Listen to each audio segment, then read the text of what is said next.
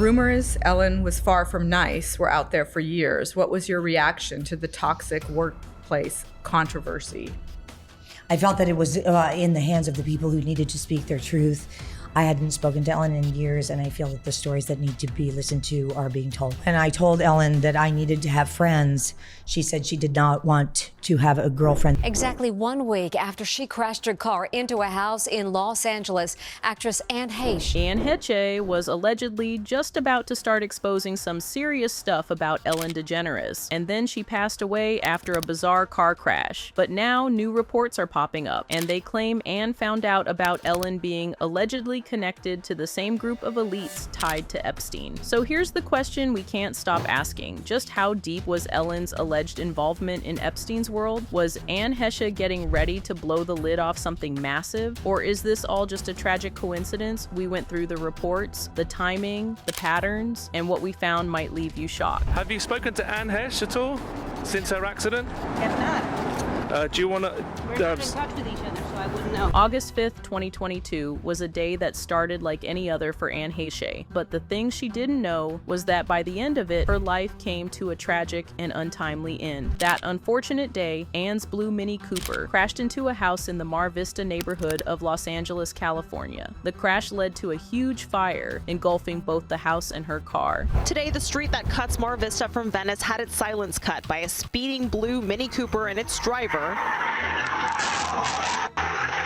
who failed to brake before running a stop sign and into a house. This house, it clipped the curb over a short stone wall, through bushes, then straight in. It erupted into flames, so not just the vehicle, but the entire home, to where we had to fight a structure fire at the same time. Anne was trapped inside for nearly 49 minutes. Firefighters managed to extract her, and she was taken to the hospital, but she never woke up. A week later, she passed away after being in a coma. Official reports state her family unplugged her, and her organs were harvested per her wishes. But many aspects of this incident and Anne's life story raise a lot of questions that suggest a deeper, darker narrative. Now, I must state that Anne's death was officially ruled an accident, and according to reports, there is no evidence of foul play. But here's what people are questioning. At around 10 a.m. on the morning of Anne's accident, she purchased a nearly neon red wig from a store called Glass Hair. She looked up top and said, "Hey,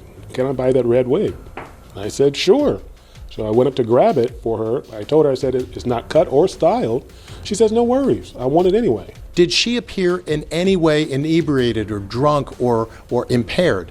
She did not. She wasn't slurring her words.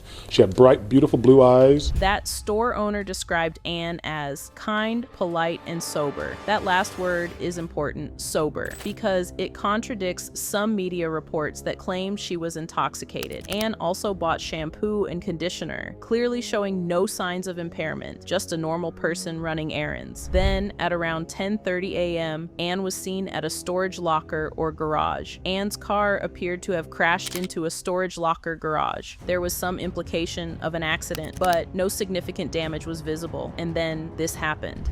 No, out of the car. Out of the car.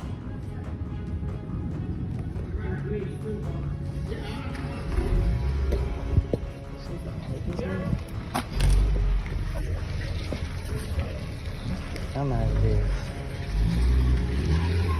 A man was seen yelling at her, telling her to get out of the car, but she did not comply. She quickly sped off, almost hitting the man. Now here's the question investigators and online theorists have been asking. Was Anne in control of her vehicle at this point, or was someone or something else controlling that car? Because if she was sober, kind, and polite just 30 minutes earlier, why would she suddenly speed off and almost hit someone? That's the first red flag, but it's not the only one. You see, approximately 30 minutes later, Anne's Mini Cooper just happened to be captured on video speeding between 70 and 90 miles per hour down a suburban street. Let me repeat that, 70 to 90 miles per hour on a residential street. The video captured a squealing sound, likely the emergency brake being engaged.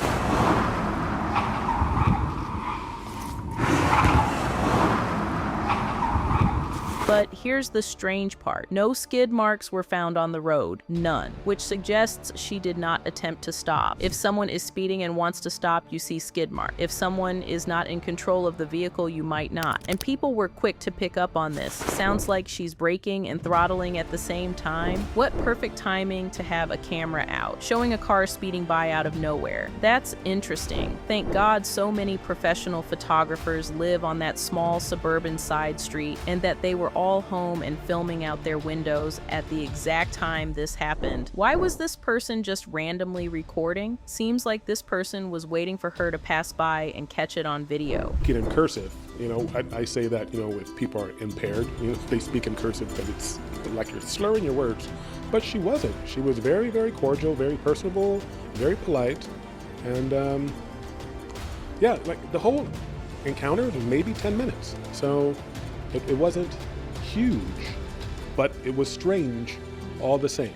And random. Now, Anne's car slammed into a house wall, causing a fire that eventually engulfed the car and the house. Anne was trapped inside, conscious and responsive. Neighbors tried to help her, but no immediate rescue was attempted.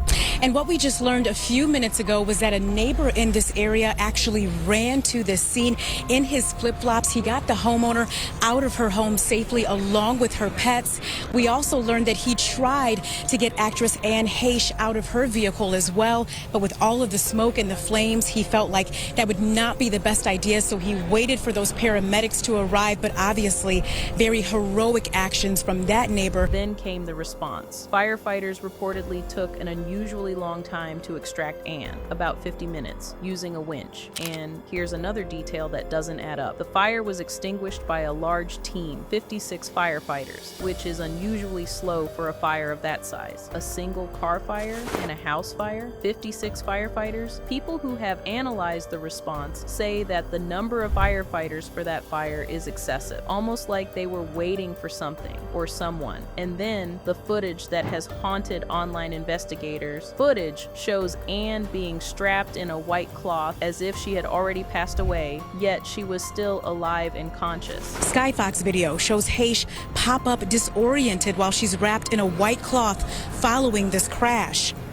That's not a conspiracy, that's public policy. So if the technology exists, could it have been used earlier? Could someone have taken control of Anne's car? Again, this is theory, not proven, but the question is out there. Now let's talk about why someone might want to silence Anne Heche. New reports suggest Anne was working on a documentary, exposing disturbing practices among elites in Hollywood, including connections to Jeffrey Epstein's network. Allegations have surfaced that Ellen DeGeneres and producers from her show might have been linked to Epstein's world. Several producers from The Ellen Show were accused of inappropriate behavior towards younger employees. And Ellen, she reportedly delayed taking action until public pressure mounted. For example, executive producer Kevin Lehman was accused of misconduct at company events, acting untouchable, despite repeated allegations. This is public record. These allegations were reported. And here's something online investigators have noticed. The Ellen Show's set design, blue and white. Epstein's infamous properties, also